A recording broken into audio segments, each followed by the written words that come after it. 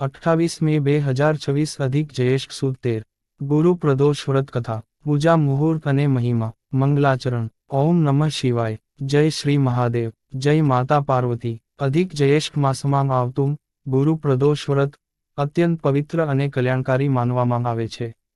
પ્રદોષકાળ ભગવાન શિવને અતિ પ્રિય સમય છે. આ દિવસે ઉપવાસ, પૂજા, અભિષેક, દીપદાન અને કથા શ્રવણ કરવાથી અનેક જન્મોના પાપોનો નાશ થાય છે અને જીવનમાં સુખ, શાંતિ અને સમૃદ્ધિ પ્રાપ્ત થાય છે. ગુરુવારે આવતું પ્રદોષ વ્રત ખાસ કરીને સંતાન સુખ, વૈભવ, જ્ઞાન, આધ્યાત્મિક શક્તિ અને ભગવાન શિવ પાર્વતીની કૃપા માટે કરવામાં આવે છે. આજે આપણે સાંભળીએ છીએ ગુરુ પ્રદોષ વ્રત કથા, પૂજા વિધિ, મુહૂર્ત અને મહિમા. પ્રદોષ વ્રત શું છે? ત્રયોદશી તિથિના સાંજના સમયમાં કરવામાં આવતું વ્રત પ્રદોષ વ્રત કહેવાય છે. પ્ર એટલે વિશેષ અને દોષ એટલે પાપ અથવા અશુદ્ધિ. જે વ્રતથી જીવનના દોષ દૂર થાય તેને પ્રદોષ વ્રત કહેવામાં આવે છે. ભગવાન શિવ આ સમયમાં પોતાના ભક્તો પર વિશેષ કૃપા વરસાવે છે. ગુરુ પ્રદોષનું મહત્વ. જ્યારે પ્રદોષ વ્રત ગુરુવારે આવે છે ત્યારે તેને ગુરુ પ્રદોષ કહેવામાં આવે છે. આ વ્રત કરવાથી ગુરુ દોષ દૂર થાય, લગ્ન જીવનમાં સુખ મળે, સંતાન પ્રાપ્તિ થાય, શિક્ષણમાં સફળતા મળે, આર્થિક મુશ્કેલીઓ દૂર થાય, ભગવાન શિવ અને બૃહસ્પતિ દેવની કૃપા મળે. પ્રદોષકાળનો મહિમા. શાસ્ત્રોમાં કહેવામાં આવ્યું છે કે પ્રદોષકાળ દરમિયાન કૈલાસ પર્વત પર ભગવાન શિવ તાંડવ નૃત્ય કરે છે. બધા દેવતાઓ, ઋષિઓ અને ગંધર્વો તેમની સ્તુતિ કરે છે. જે ભક્ત આ સમયે શિવ પૂજા કરે છે તેને વિશેષ પુણ્ય મળે છે. પ્રાચીન કથાનો પ્રારંભ. પ્રાચીન સમયમાં અવંતી નામનું એક રાજ્ય હતું. ત્યાં ધર્મસેન નામનો રાજા રાજ કરતો હતો. રાજા ધર્મપ્રાયણ અને પ્રજાવત્સલ હતો. પરંતુ તેની પાસે એક મોટું દુઃખ હતું, તેને સંતાન નહોતું. રાજા અને રાણી ભગવાન શિવના મોટા ભક્ત હતા. રોજ મંદિરે જઈને પ્રાર્થના કરતા. એક દિવસ રાજ્યમાં એક મહાન ઋષિ આવ્યા. રાજાએ તેમનું સન્માન કર્યું અને પૂછ્યું, હે મુનિવર, અમને સંતાન સુખ કેમ નથી મળતું? ઋષિ ધ્યાનમાં બેઠા અને બોલ્યા, હે રાજન, તમારે ગુરુ પ્રદોષ વ્રત કરવું જોઈએ. ભગવાન શિવ પ્રસન્ન થશે. વ્રતનો સંકલ્પ. રાજા અને રાણીએ અધિક જયેષ્ઠ માસના ગુરુ પ્રદોષથી વ્રત શરૂ કર્યું. તેઓ વહેલી સવારે ઉઠ્યા, ગંગાજળથી સ્નાન કર્યું, પીળા અને સફેદ વસ્ત્ર ધારણ કર્યા. રાજાએ સંકલ્પ લીધો, હે ભગવાન શિવ, હું ભક્તિભાવથી ગુરુ પ્રદોષ વ્રત કરું છું. મારી મનોકામના પૂર્ણ કરજો. પૂજા વિધિ. સાંજે પ્રદોષ કાળમાં રાજાએ શિવલિંગનો અભિષેક કર્યો.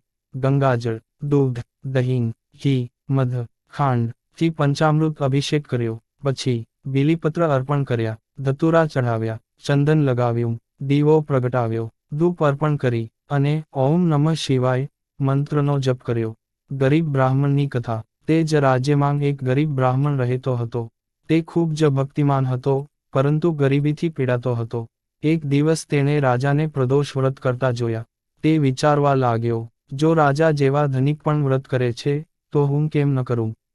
તેણે પણ ભક્તિથી પ્રદોષ વ્રત શરૂ કર્યું. ભગવાનની પરીક્ષા. એક દિવસ બ્રાહ્મણના ઘરમાં અનાજ ખતમ થઈ ગયું. પત્નીએ કહ્યું, આજે બાળકો ભૂખ્યા છે. બ્રાહ્મણ બોલ્યો, આજે પ્રદોષ વ્રત છે, ભગવાન શિવ જરૂર મદદ કરશે. સાંજે પૂજા કર્યા પછી ઘરની બહાર એક સાધુ આવ્યા.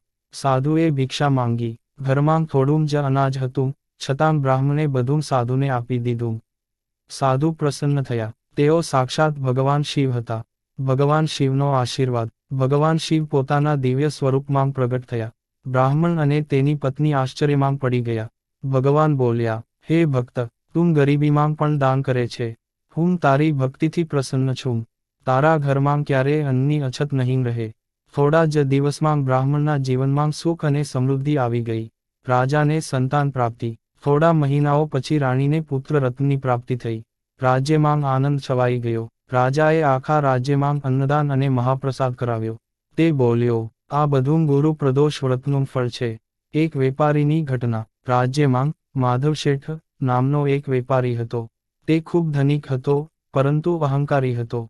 તે કહેતો, વ્રત પૂજા બધું અંધશ્રદ્ધા છે. એક દિવસ તેના વેપારમાં ભારે નુકસાન થયું. ઘરમાં કલહ શરૂ થયો. તે નિરાશ થઈ ગયો. એક સંતે તેને કહ્યું, ગુરુ પ્રદોષ વ્રત કર, ભગવાન શિવ તારો ઉદ્ધાર કરશે. પરિવર્તન. માધવ શેઠે ભક્તિથી વ્રત શરૂ કર્યું. ધીરે ધીરે ઘરનો કલહ દૂર થયો. વેપારમાં લાભ થયો, મનમાં શાંતિ આવી, તે સમજી ગયો કે સાચું સુખ માત્ર ધનમાં નથી, પરંતુ ભક્તિમાં છે. ગુરુ પ્રદોષ વ્રતની મહિમા. શાસ્ત્રોમાં લખ્યું છે કે, એક પ્રદોષ વ્રત હજારો યજ્ઞ સમાન ફળ આપે છે. ભગવાન શિવના આશીર્વાદથી દુઃખ દૂર થાય છે. ભક્તને આયુષ્ય, આરોગ્ય અને સુખ મળે છે. પિતૃદોષ અને ગ્રહદોષ શાંત થાય છે. પૂજા માટે ખાસ વસ્તુઓ. ગુરુ પ્રદોષ વ્રતમાં બીલીપત્ર, ગંગાજળ, દૂધ, ધતુરા, ચંદન, અગરબત્તી, ઘીનો દીવો, ફળ અને મીઠાઈ અતિ શુભ માનવામાં આવે છે. પ્રદોષ વ્રતની સરળ વિધિ. વહેલા સવારે સ્નાન કરવું, ઉપવાસ અથવા ફળાહાર કરવો, ભગવાન શિવનું ધ્યાન કરવું, સાંજે પ્રદોષ કાળમાં શિવ પૂજા કરવી, ઓમ નમઃ શિવાય મંત્રનો જપ કરવો, પ્રદોષ વ્રત કથા સાંભળવી, આરતી કરીને પ્રસાદ વહેંચવો, શિવજીને પ્રિય મંત્ર, મહામૃત્યુંજય મંત્ર, ઓમ ત્ર્યંબક યજામહે, સુગંધી પુષ્ટિવર્ધનમ, ઉર્વારુકમિવ બંધનાન, મૃત્યોર્મુક્ષી મામૃતાત. ગુરુ પ્રદોષ વ્રતનું ફળ. જે ભક્ત ભક્તિભાવથી ગુરુ પ્રદોષ વ્રત કરે છે તેને ધન, વૈભવ, સંતાન, જ્ઞાન, શાંતિ, આરોગ્ય પ્રાપ્ત થાય છે. અંતે ભગવાન શિવના લોકમાં સ્થાન મળે છે. આધ્યાત્મિક ઉપદેશ. ગુરુ પ્રદોષ આપણને શીખવે છે કે અહંકાર છોડવો, દાન કરવું, ભક્તિ રાખવી, સત્ય બોલવું, જરૂરિયાતમંદોની મદદ કરવી, આ જ સાચો ધર્મ છે. કથાનો સાર. આ કથા આપણને સમજાવે છે કે ભગવાન શિવ ભક્તિથી ઝડપથી પ્રસન્ન થાય છે. ગરીબીમાં કરેલું દાન મહાન હોય છે. પ્રદોષ કાળમાં કરેલી પૂજા અતિ શુભ છે. ભક્તિથી જીવન બદલાઈ શકે છે. ગુરુ પ્રદોષ વ્રત તમામ મનોકામનાઓ પૂર્ણ કરે છે. સમાપન પ્રાર્થના. હે ભગવાન શિવ, અમારા જીવનના બધા દુઃખ અને દોષ દૂર કરો. અમને સત્ય અને ભક્તિના માર્ગે ચલાવો. અમારા ઘરમાં સુખ, શાંતિ અને સમૃદ્ધિ આપો. ઓમ નમઃ શિવાય. હર હર મહાદેવ.